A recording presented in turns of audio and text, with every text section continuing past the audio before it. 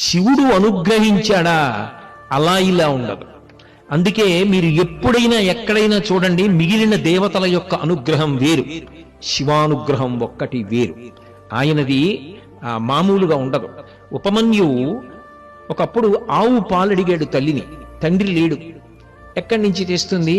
పిల్లలందరూ ఆడుకునే వాళ్ళు ఏడిపించారు, తండ్రి లేని వాడివి నువ్వు ఆవు పాలు ఎక్కడ తాగుతావు? తల్లి వాడి బాధ చూడలేక బియ్యపు పిండి నీళ్లలో కలిపి ఇచ్చింది.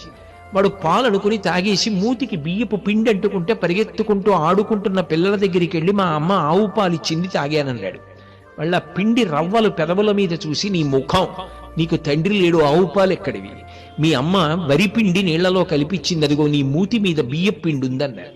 వాడు తిన్నగా వెళ్ళి ఏడిచాడు తల్లి దగ్గర. ఏమ్మా, నాకు తండ్రి లేడా? నాకు ఇచ్చేవాడు లేడా ఆవు పాలు అని అడిగాడు. నీకు తండ్రి లేడని ఎవడు చెప్పాడు? సమస్త లోకములకు తండ్రి శివుడు.